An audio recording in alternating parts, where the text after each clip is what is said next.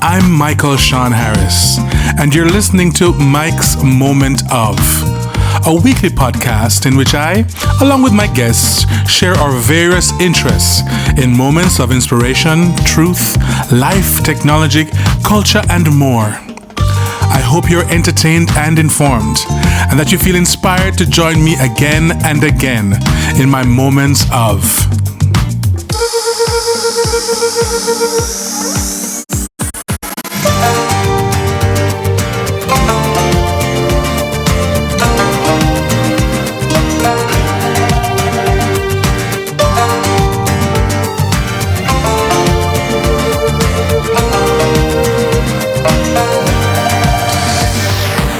Welcome to this episode of Mike's Moment of. This is my radio voice, and I'm speaking with my good friend Alayna Hughes, who was in Valencia. We went to school together, where we did our masters together.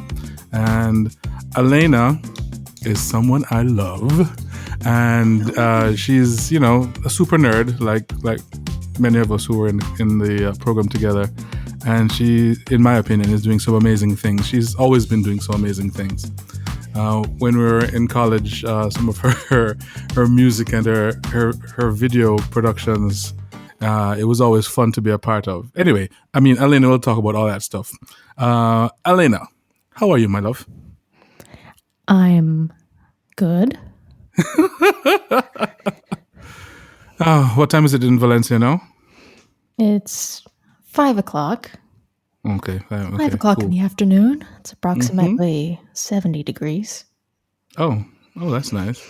It's not raining. It's sunny. Is it sunny there? Well, no, it's been like the you know how it never rains, and then when it rains, it's like hell coming down. So the last 2 days, it just stormed and rained, and the Turia actually became a river again. Wow. And there's videos of people's cars near the other side of the river just like floating away. Oh, wow. Well, that's kind of been happening here too. So we've been having like 3 weeks of rain on and off. And yeah, there's been flooding and roads disintegrating. But anyway. We're going to build an ark. You're going to build what? We're going to build an ark. Yeah. Problem is there's nowhere to go. Anyway, I'm kidding. Where are we going? Okay. All right. But we're here to talk about your journey as an engineer and as a woman in tech. Actually, just as a person in tech, really, because it doesn't really matter. A woman's journey, a lifetime original. Starring Darren, what's her name? Darren Green? Starring Meredith Baxter Birney. Yes. And then you cue the Dynasty music. So, okay. So you went to Berklee, Boston as well. But yes. Did you have? Before you went to Berklee, Boston, what was your involvement with engineering or technology and that kind of stuff? So I got into recording when I was about like 14 or 15. And I didn't really have, the only thing we really had was we had, a crappy PC, and you could record one track digitally. Mm-hmm. So I got really into recording, and then I started playing guitar when I was 13. Okay. And then I quickly, delved into spending all of my money on instruments. So I got into buying this multi-effects guitar pedal, and I would run my drum machine through it and just make weird sounds. And I made an electronic album when I was 15. What? And I was in this band. I was in an all-girl band, and so I made the album and put it on CD, and I tried to sell the CDs at the show and stuff. So That's pretty cool though. What was the name of the band? Powder Kegs. Powder Kegs. Okay. And then I was just I didn't have like a great electronic name. It was just Alayna. And then kind of programs started coming out that you could multi-track record. When I was in the band, one of the bandmates had one of those Tascam machines. Yeah. So we used that to record, and I would record that and mix it, like run it into the computer.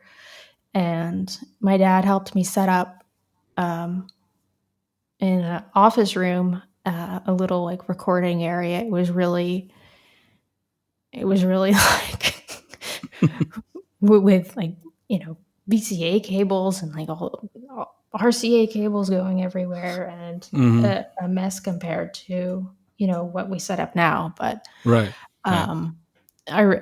So I got really into it, and when I was getting ready to graduate from high school, I didn't really I went to this college prep school, and I didn't want to go to college. But I found one day when I was reading a guitar magazine, I found an ad for Full Sail recording program, and I was like, "Whoa! I can go to school for recording." Yeah. So, nobody had ever brought that up to me before.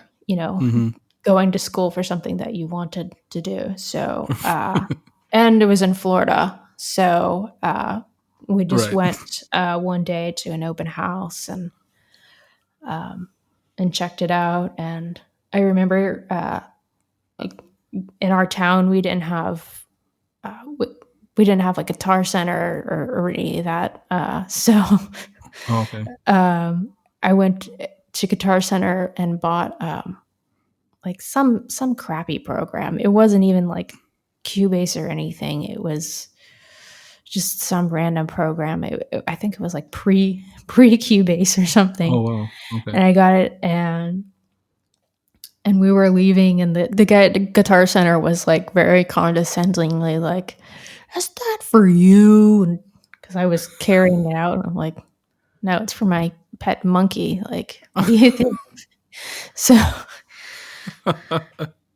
yeah. So did you get a lot of like attitudes like that? With the stuff that you were into? You're playing guitar, making all these cool textures and sounds, and doing recording into the technology stuff. What was the reaction like from your family, from your friends, from people you don't really care about, strangers, audience members, whatever? Well, some of the people who knew I was doing it when I was like 15, and they listened to it, they're like, "Oh, that's interesting that you're doing this." I think just the school that I went to and everything, because I would do performances when we had an event or something like that. I would try to get some people together to do some songs, or I would perform with my drum machine. I think if there were maybe one or two people who would think, "Oh, that's interesting," or kind of like with between that and the artwork that I did, I think more people were like uncomfortable, concerned for your sanity. They were concerned. They wanted to call the police, or they wanted to call the men with the white uniforms. Okay, I can see that because it's conservative Florida. So, but yeah, once I got to, once I got to Full Sail, there was, there were kind of worse attitudes from a lot of the guys, but I didn't really feel like, really at Full Sail there were worse attitudes. That's because it's when I went in 2002, I think that maybe it was just me and one other girl in the class, and they have these big classes. Okay. And when you go through the recording program at that time, I had like you get split up into groups and you do the recording things. Okay. And so I would be friends with some of these guys, and then when we get to start working together and I started, voicing my opinion on things and everything else, they didn't like that. They were like, well, back home, I'm used to women not talking about something. What? In 2002? Yeah. I mean, that's not that long ago. Yeah. So that was fun to deal with. That's ridiculous. Oh, so you do the full program? You completed it at full sail, or did you leave before? Or what did you do? No, I did the program. At that time, they only had the associate's program. Okay. So I did that and then planned to move to New York in 2003. So I was 19. Okay. So after that, I had gone and kind of done research about doing internships and stuff. So then I moved to New York and so doing some internships, and I interned at this one studio that really was not for me. Okay. It's like a hip hop studio. Mm-hmm. Yeah, it was just like that. It was just not a good environment for me. Okay. Okay. So after a couple of months after that, then I started getting into interning on movies. Okay. And just did basically like whatever I could find. But then, yeah. So while you were at Full Sail and between that time and going to New York, were there any kind of projects you were working on that you liked, that you enjoyed, or nothing really? I mean, you don't really get. I don't know if it's changed, but we didn't really get into doing the things like they would bring in a band for you, and you would get one recording session. Oh, I see. And then you would mix them, or you would do the post production clip. So I really enjoyed the part of recording the band, of course, and then I really enjoyed doing the sound design and the post production, probably more than I would have expected. Okay. But you don't really get the time to go and do other, to make the connection with the people that you're recording and have time to have control over it, like you do in MP&E. Okay. So back in New York then, so what are some of the other internships that you took up? So yeah, I did that in studio. I was at another studio for a couple of weeks. The problem in that time was there were plenty of internships and things like that, but nobody that really wanted to give you a job. So it just ended up being really frustrating. Okay. But I did that. I was at another studio for, I don't know, maybe a month. And then I worked on 2 films. Okay. Anything we know? I mean, one was like a low budget film. I was pretty sure that it was being funded by the mob. Because there was all these Italian guys, and it was like this Italian guy's son wanting to make a movie. They're just laundering the money, basically. Yeah. And then I was excited. I got to work on the Strangers with Candy movie, which is this show that I had loved in high school because it's so bizarre. Yes. So yes, I've seen it. I was excited that I got to work on that. That's cool. Okay. When did you decide to go to Berklee? Because I was just getting fed up with doing all the internships and I was just I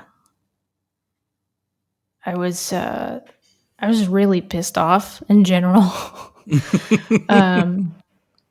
Like, if you think I'm angry now, You should have seen me then. But yeah. what was it? Because no one was taking a chance on you. Is that why you were pissed off and frustrated, or Oh, it was was it? that. And then I had just come out of, of high school. I had a really bad time in high school. Okay. And then, like, I barely graduated. And going through Full Sail, really wasn't a good experience for me.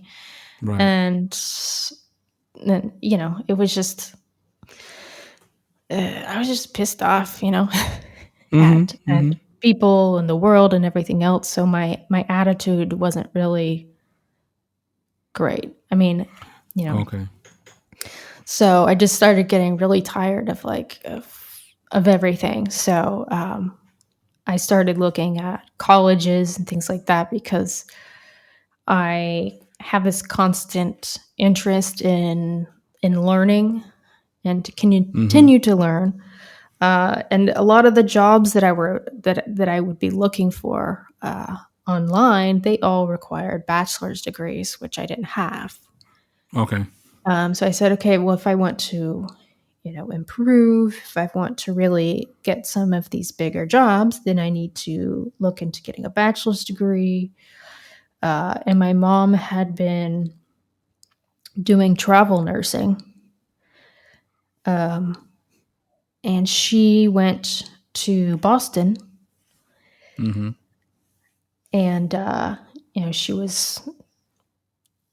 she was doing like different activities in Boston, and she ended up, I think she was learning to sail. And then she was taking like sailboat lessons on the Charles or something. Okay. And she ended up with a violin player who went to Berklee. So she ended up with a what? A violin player. Okay. Okay. So I didn't know anything. I didn't know that Berklee existed. Like, nobody had ever brought it to my attention before. So she learned about it from this violin player, and my mom was really in love with Boston. And she said, oh, there's this college, and it's a music college, and blah, blah, blah, and maybe you should look at it. And at the time, I was looking at music business programs because I thought, okay, well, I have the recording background. Maybe I should look at the business background so it's more well-rounded. Right. And I moved back to Florida for a couple of months. And then we ended up going to visit Boston and Berklee and all of that. And yeah. Okay. So when you went, what changed your mind from business? Because you did MP&E when you went, right? Yeah. Yeah. What made you change your mind? Because business is the worst. Is it? I mean, Was it because of the people doing it, or the people teaching it, or you just because something must have went in your head is like, yeah, I'm not doing this. No, well, okay. No, the teachers. I mean, the couple of teachers that I had for a couple of classes were characters. Yeah. Like I think his name's Sky. I had him for a class where you're learning to write a business plan, which was actually really good for now. And he's like, I had a business plan one time. My business plan was to walk up to a jewelry store and punch through the glass and steal the diamonds out of the window. Like, what? Oh my God, that would not fly right now. Oh my God. But I took that class, and then I took a class where you learn a lot of basics about music business law. It was really interesting and everything. But then when I started looking further at the curriculum, and I really missed doing technical stuff. Right. Because I do have some strengths of marketing and promoting, whether it's myself or stuff that we're doing, but I'm I'm a technical person. I need to, be doing that. And I looked at the curriculum and it was like, taxes. I seriously have to take like a tax. Like I didn't want to do all of that bullshit. Like I was just like, ugh. so I looked into MP&E and then applied for that and got in. Okay. What are some of the courses and some of the teachers I think that made an impact on you while you were there? I'm taking a bit of water. I hear it. Let me get close. What do they call that? I forget the term. ASMR. Yes. It'll just be an hour recording of me sipping water. Yeah. I should have brought my tea. So what did I like? I got really into the MIDI aspect because I'd always had an interest in electronic music and programming music and that. So I was into that. And then the basic classes are sort of, So why didn't you do music synth or music tech instead, since you already had the recording background? I don't know. I mean, if I had to do it again, I would probably do music synth. Because it incorporates, some more of the things that I'm into now. Okay. But at the time, all I wanted to do was be a recording engineer.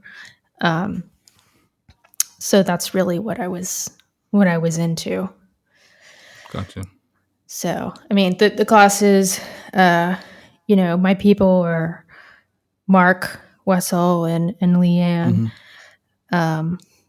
So I was really into, the advanced recording classes, and then I got a job at the studio, and I got to do engineering on the side and everything.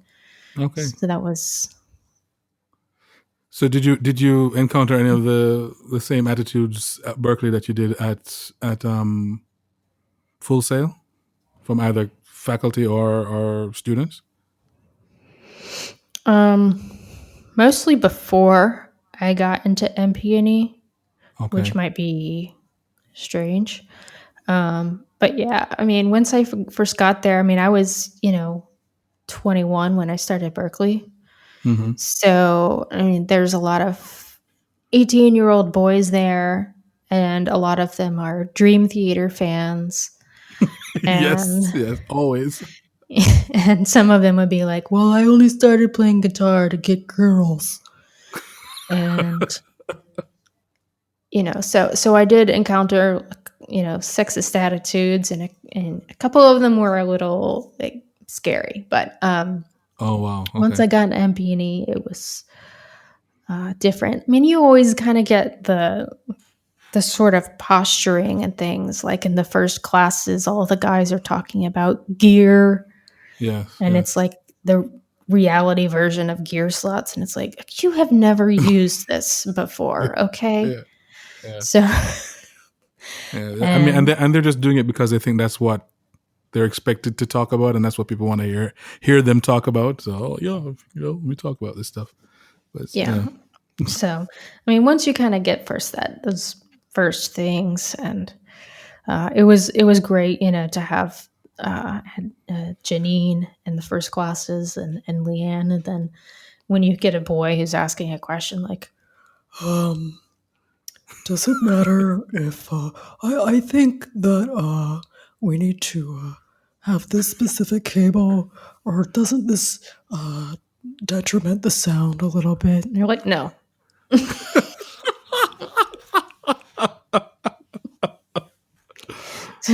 Next. Anyone else?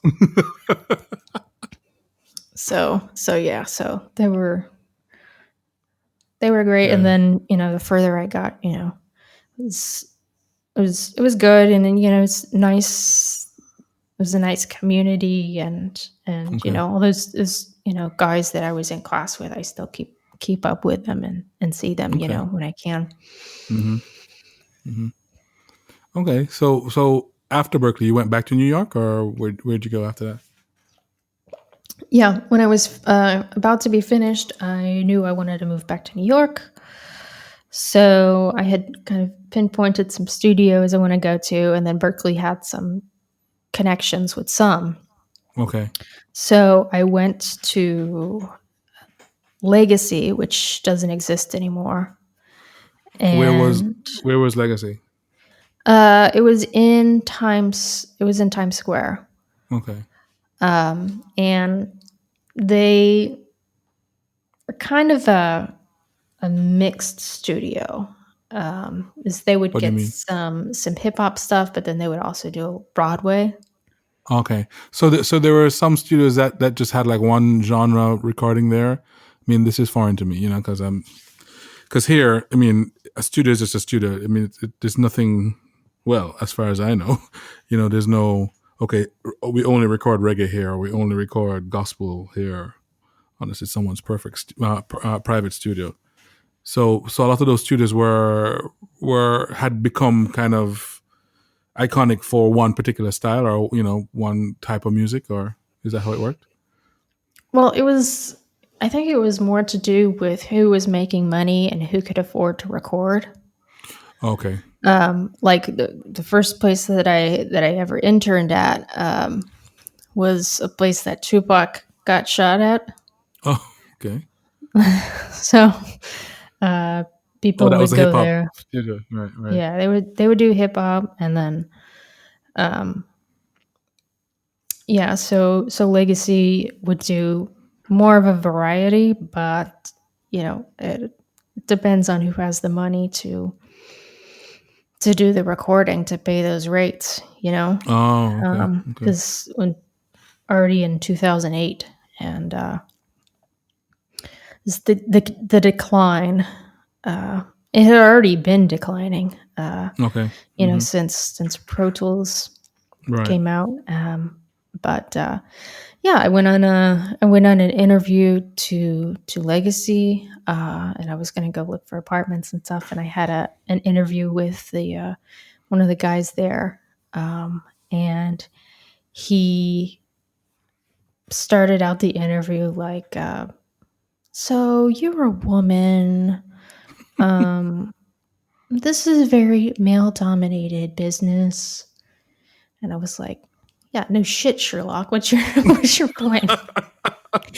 And he just like went on to talk about, so if Jay-Z pulled up and wanted to record, what would you do? And it was just it was a really bizarre and uncomfortable interview. And Mm-hmm. really, I mean, I had bizarre interviews before, but this one was like the most sexist interview Right. I mean, I've ever super had. condescending. Oh my gosh. and and it's and then but after a while of working in studios, it's also because there's reputations that go along with whoever's recording. If there was a girl working at the studio, and let's say so, one of the hip hop acts showed up, they had the reputation of being really harassing to the females who are ever working there. Okay. So I think one part of it is them thinking that there might be issues with that, or you might have issues with that, or maybe I think Mm-hmm. they just need to let the women take responsibility. Like, I can handle myself. Right. Right. Um, so yeah, it was super Okay. weird, and obviously I didn't end up working there. Mm-hmm. Mm-hmm. So where did you end up working at? So after I moved, I went to Avatar, which was formerly the power station and now is the power station again. And now owned by Berklee. Yeah. So I went there, and it was more of a system. So you had to intern for 3 months, and if they liked you, then you got a job, and if they didn't like you, they told you to go away. Okay. So yeah, and I knew a couple of people from Berklee who had done summer internships there. So I tried to get some knowledge on it ahead of time, and said, like, Okay. Just do this and that. So I tried to, do things as quickly and as competently as possible. Right. So right. if Show your worth. yeah, so you literally start out like cleaning the entire studio. So you have to come in the morning and clean the whole studio, including the toilets. Wow. And go buy fruit for the musicians or whatever. And if they need something, like, the more that they would trust you, the more they would ask you to do. So like if they ask you, go get this, go get that, like I made a point to make sure to know what all the gear was that we had, where it was, what microphones we had, so that if somebody asked for an LA2A or something like that, they said they need this in Studio B, stat, I would take the key and literally sprint up the stairs.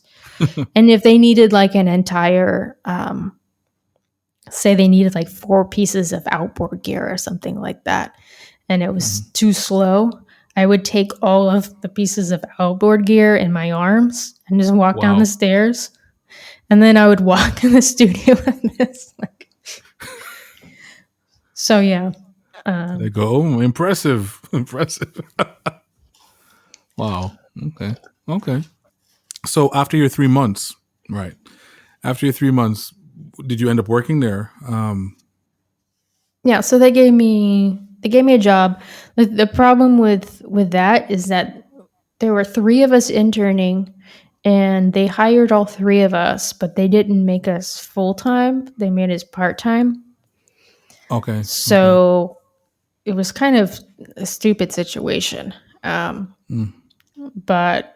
kind of like to prove that I really wanted to be there, I would come in on days off if there was a room free, and do some work in the studio to learn the rooms. I did that when I was an intern too. I would I would do tech things because I'm a tech nerd. So if there was fixing cables or doing those sort of things in the shop, which the assistants didn't usually do, so I would do that. And then at some point they decided to keep 2 of us and got rid of another one. So survival of the fittest. Right. But all during this time, were you also into the programming stuff like Max and those other things as yet, or did you become interested in that stuff later? No, I didn't know that. I didn't know that Max existed. I mean, I was into doing. I was into synths, making weird guitar noises. All of those things still, but I didn't know that existed. And I mean, all this stuff with Arduino too. Like I had always been interested in electronics and fixing things and all that stuff. So that's why I was in the shop, and then I palled around with Roy, the chief engineer. Looking at gear, watching how they were fixing it, stuff like that was interesting. What are some of the high points you think working at at Avatar? I mean, I like being in a busy, hectic environment. Mm-hmm. So I like the fact that, we were in this place where, stuff was going on, and, everything that you basically want to be surrounded by, Mm-hmm. you're there. So, Okay. at its best. Yeah, of course. Yeah. So, Um, it's exciting. Like when you have Broadway cast coming in, or you have somebody who's a big name, or somebody you're excited to see. right. Um, did you recognize or witness that attitudes, that you are used to experiencing, to meeting, were those attitudes changing? Did it start to evolve to something that more, I would say, normal, but you know in terms of having women being in these roles as engineers and as tech people, and was that changing at all, do you think? Well, the entire time that I was there was only one female engineer that came in. Oh, wow. So, I mean, I mean, so I so mean, so that's a no. I mean, most of the people who came through were fine, to your Hmm. face, and then one of your colleagues would say like, "Oh God, these guys are like a bunch of divorced guys just talking, and I can't take it." Hmm. Hmm. And there would be some, I won't say names, but there would Right. be some people who would come in, and they would, I mean, it wasn't just me, like they would be gross to the receptionist too. Wow. So um so I mean, the thing that was difficult about that was, um I think they always wanted to have a female receptionist so that you had like somebody to see when people walked in the door. Yeah, look um presentable. but when I was there, I was there to work. I was, focusing on, you know, getting the job done and everything else. Hmm. And, I mean, you have guys there who, another Berklee grad who was very successful, but he would, I never really smiled. Hmm. Um, sometimes it wasn't so pleasant to be around, but nobody Hmm. ever commented on that. Okay. Um, it was, let's say, one of those times that I rushed in with, pieces of outboard gear in my arms, trying to bring it to session. And yeah, so like let's say I had, an armful of compressors or EQs or something like that, and I come into the studio. Um, I had always been taught, and I also had kind of a bad experience in my first internship, that Hmm. you should never open your mouth uh, unless you're the engineer, and even then you have to watch what you say, because people don't want to know your opinion. Right.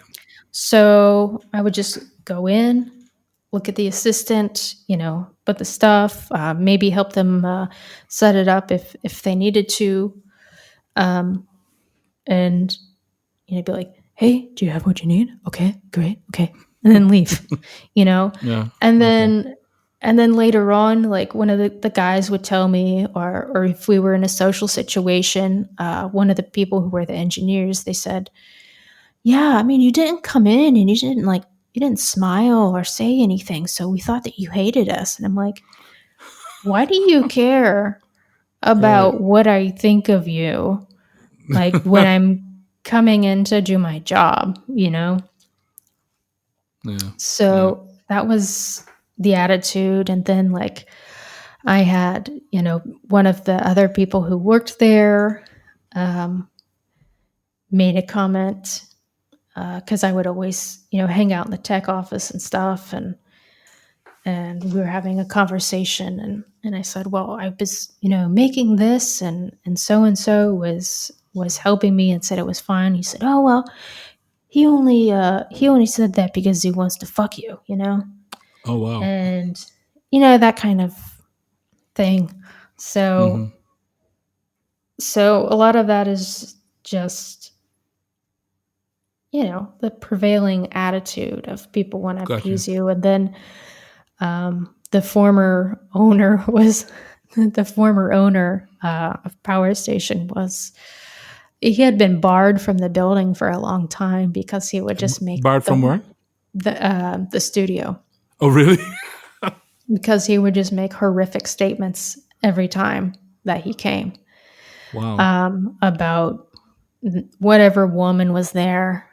Mm-hmm. He was just gross. And I Okay. think my boss was testing me one time because I assisted on this thing for him. Okay. But um, You yeah, passed the test? there's just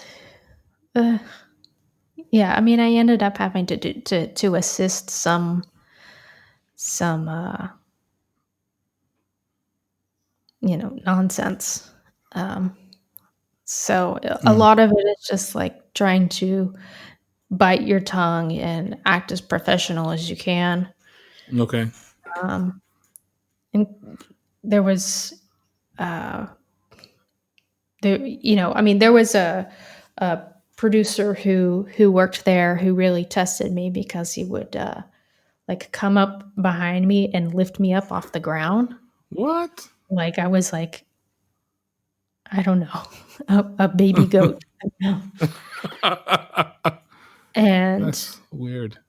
like when a grown like big man comes up behind you and puts his arms around your chest and lifts you up, it's Mm. like, what are you doing? And I got angry about that, and I said, and don't do that, and like don't send me texts at 3 in the morning, He and was sending you texts at 3 in the morning? yeah, like, what are you doing? What? Yeah, it was just like it was just weird, and I said, this, I don't like this. I did, as anyone has, like, I didn't give you permission to, first of all, touch me, much less, Mm-hmm. come up to me in a workplace and pick me up like I'm your property. Mm-hmm. So at some point he was working with a friend of mine and he saw something on my Facebook and he was like, take a screenshot of that. I want to get her fired. Oh, wow. And so it's like, it's like retribution, the same thing that people face for or Mm-hmm. retaliation for when, women don't want to put up with somebody's bullshit anymore. Right, right, right. So, How long did you end up staying there? like 2.5 years. Okay. Okay. So yeah, I mean, it gets kind of frustrating because I had some really cool moments there and I loved being there, Mm-hmm. um, but I wanted to move ahead and I didn't see my boss promoting me. Okay.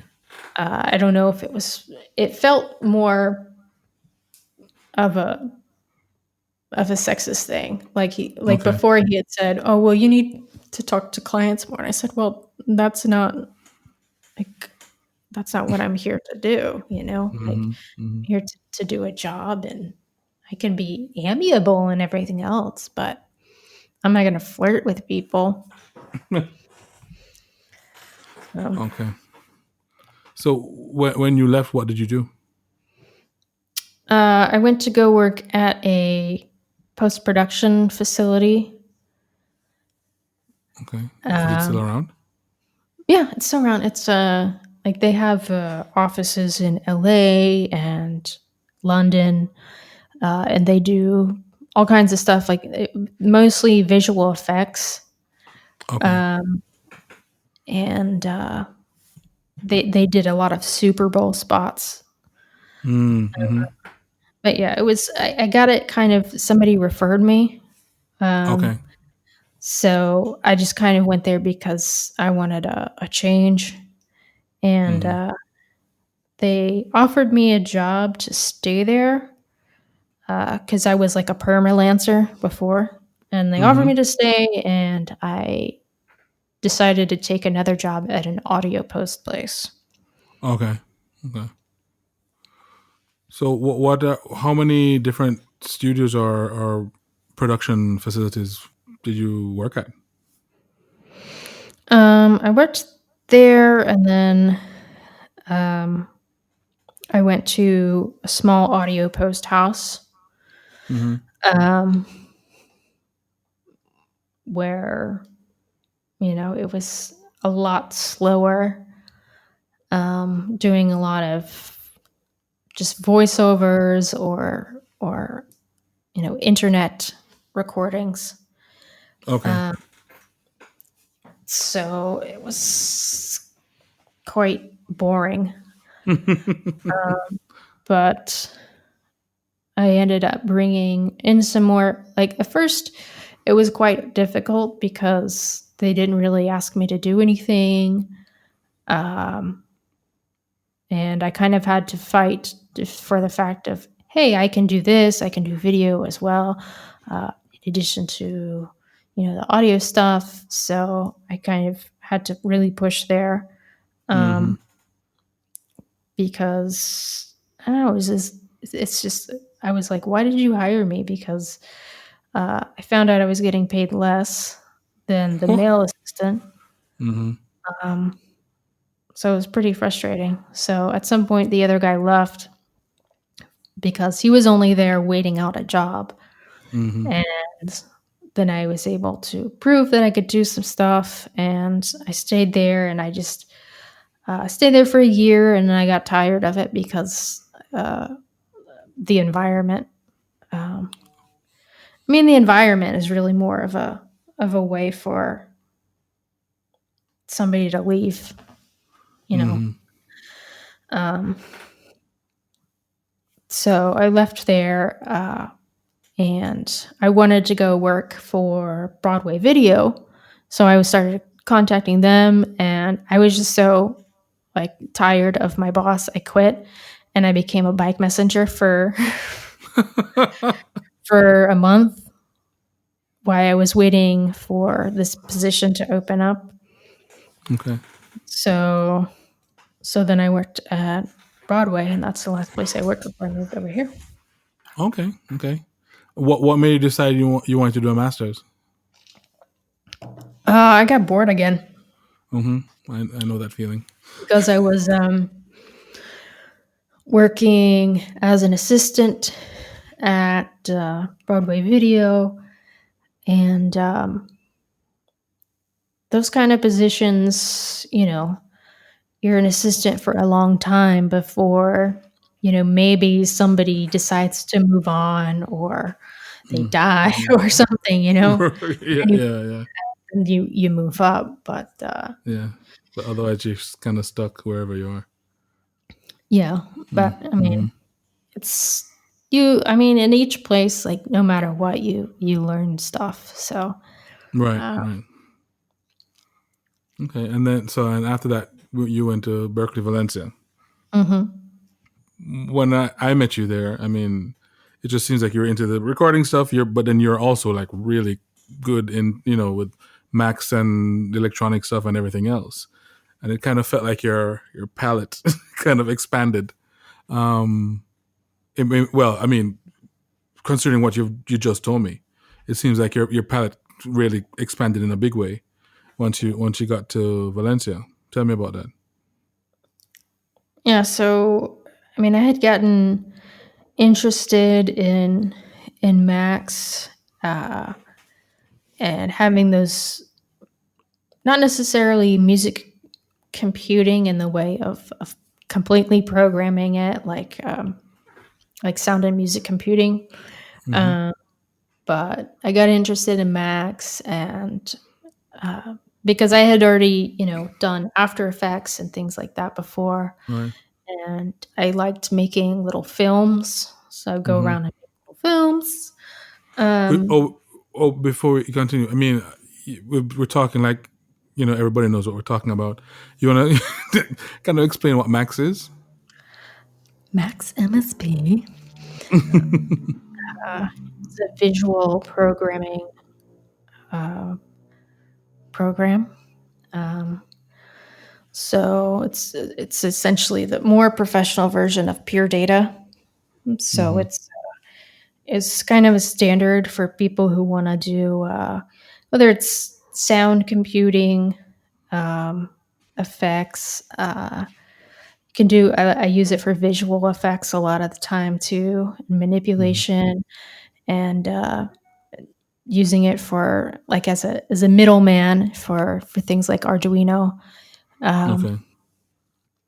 Okay. Yeah. So what did you think of that? The first that first semester at Berklee, Valencia. Um, I was excited.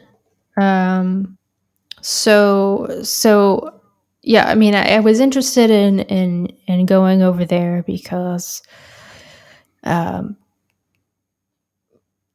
I had heard about I had been following the campus since I knew it was going to be built. Right. Uh, and I thought they were going to have an EPD program. So, which is what music synth used to be. It's now EPD. But they were going to have an EPD master's. So I was looking at that, and because I wanted, to do some more programming stuff, some nerdy things, and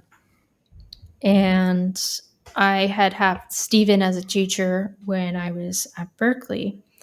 So I had been in contact with him about what was going to be happening. So, I mean, I really wanted to move to Europe. Okay. So, I mean, the first semester was like, I really enjoyed getting into Ableton.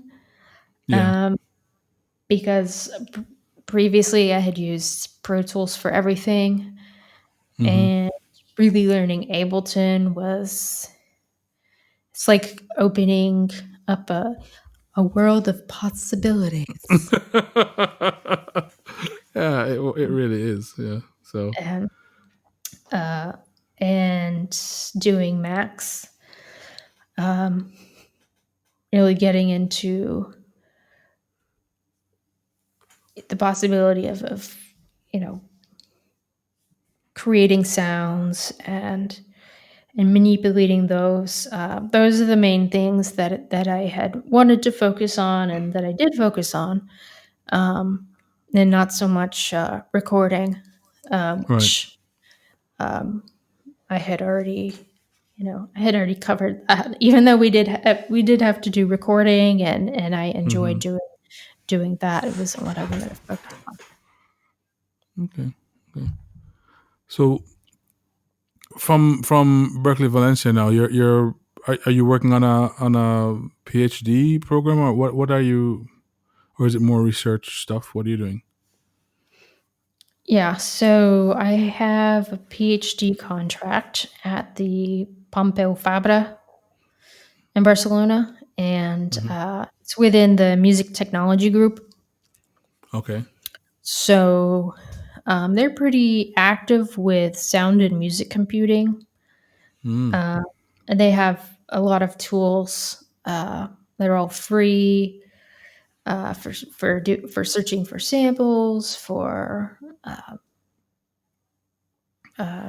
kind of MIR, which is music information retrieval.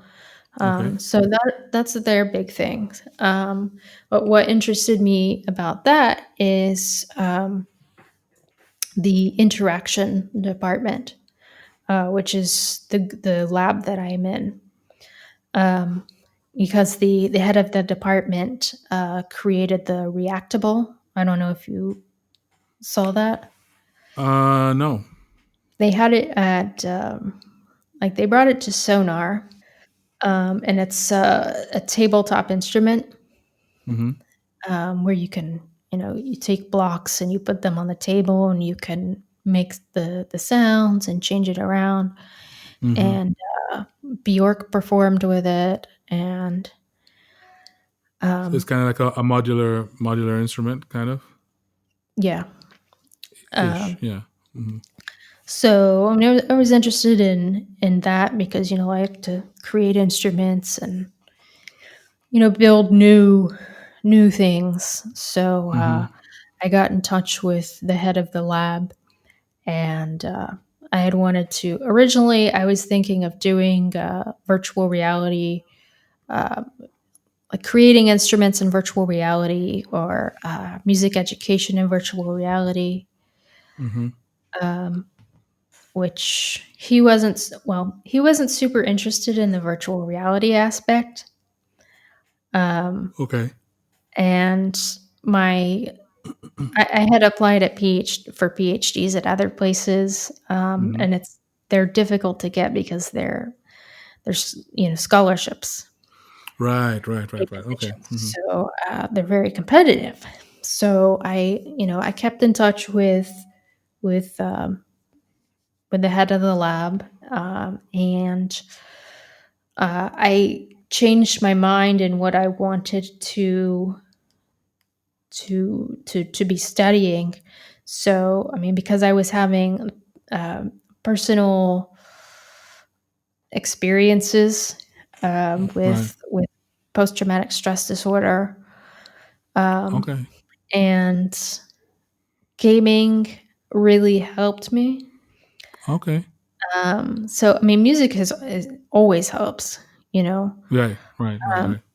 but also kind of unexpectedly having game to focus on, and having uh, something to interact with that could help you, kind of like finding another way of like not expelling your grief, but I mean you can, it's like when you create a song, and you can create a song how you're feeling. When you're interacting in the gaming world, you can take out your feelings in in ways that you can't in real Okay. life. Mm-hmm. Uh, Mm-hmm. so I got more interested in pursuing virtual reality and music, combining the two of those for helping people who were trying to get over anxiety. Okay. Um, whether that anxiety comes from everyday things, or it's just another thing of depression, or because it's associated with PTSD,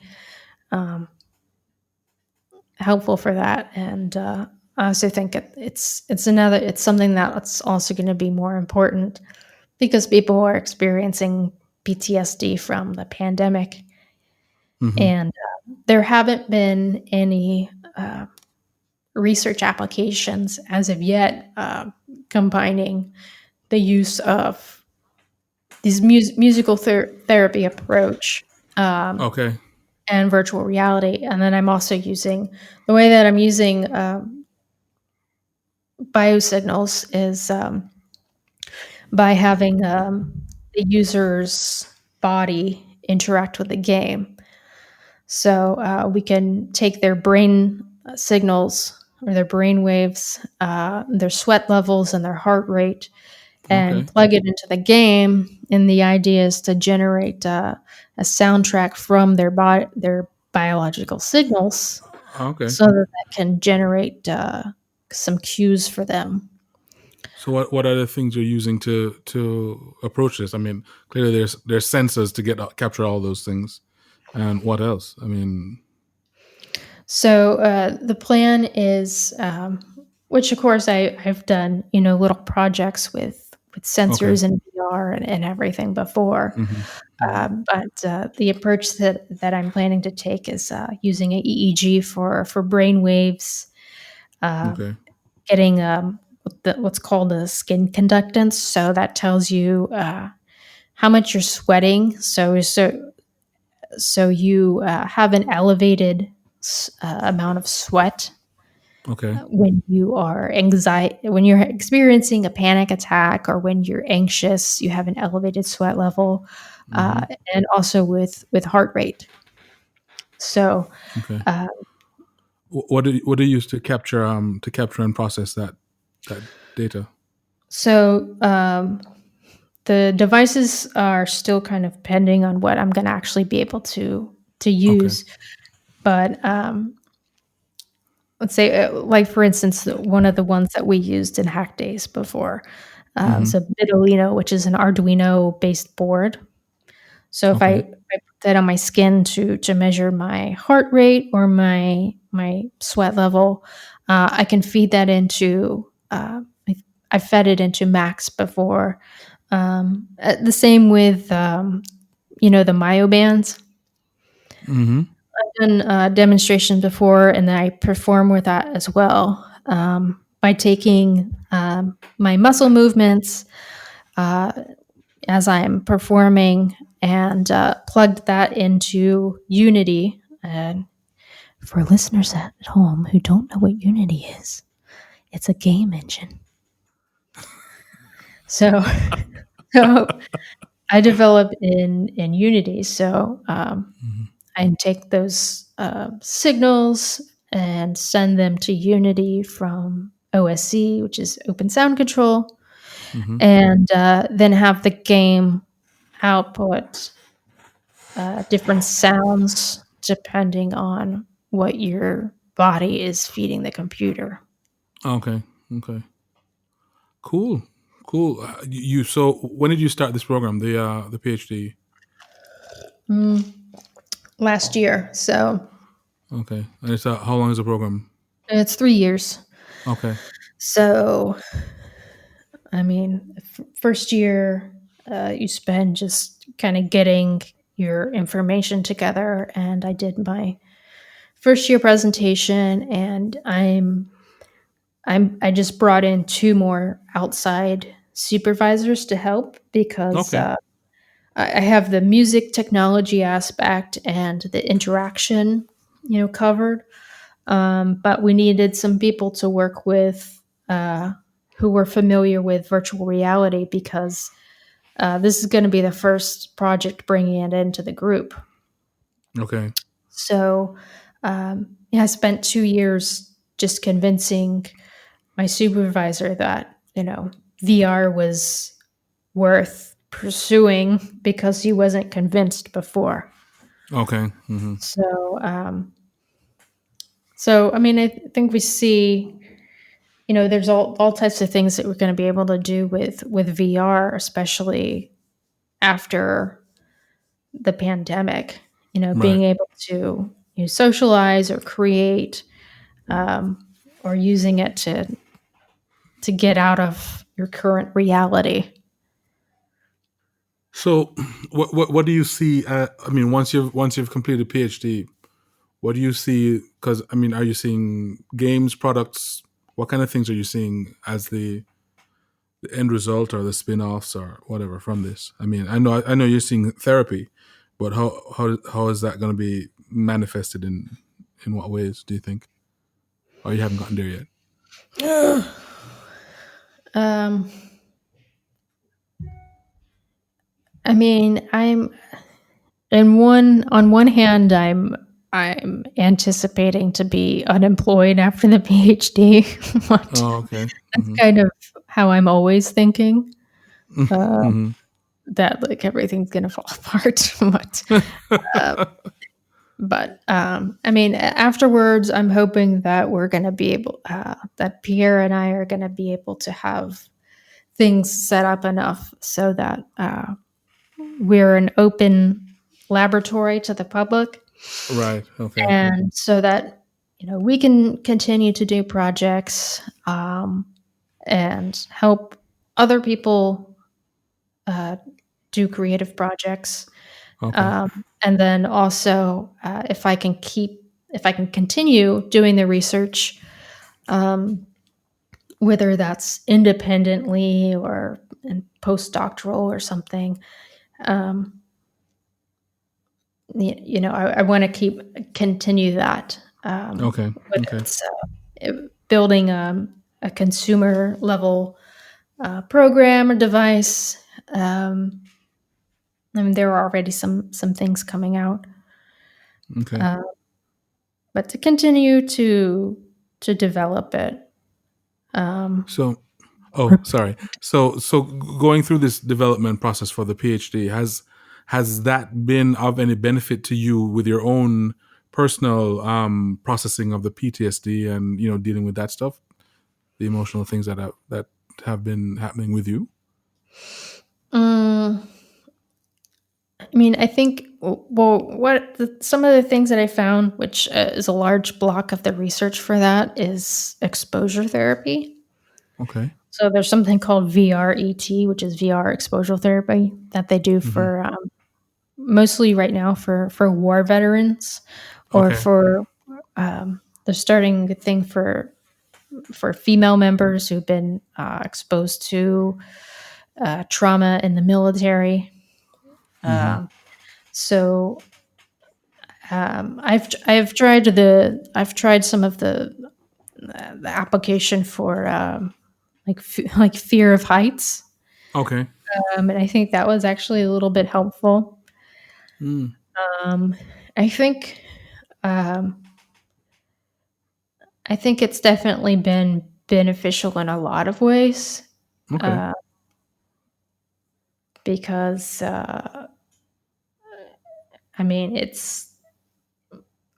one thing, you can get your mind onto to other things. Right. It's been kind of half and half. I think part of it was kind of a little bit of exposure therapy for me.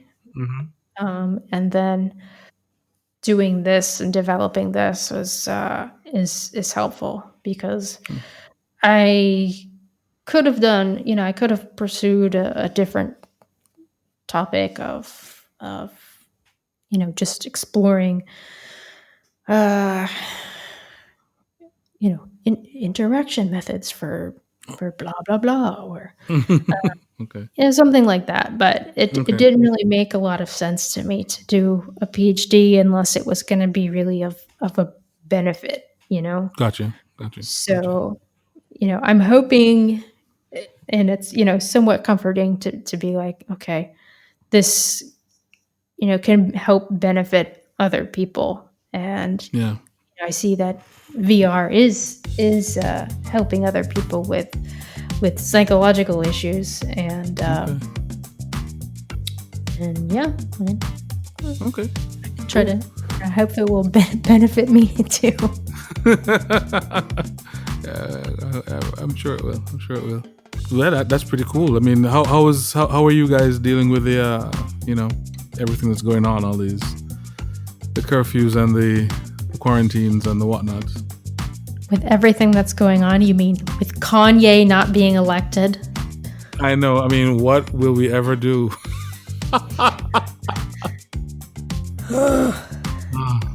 I don't know. I mean, did you guys have a confinement or anything in Jamaica? Oh yeah, we did a couple times, and we still have curfews.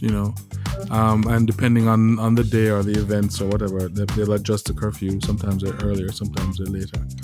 So like we have to be in by 9 at night, and we can be out again, I think, by 5.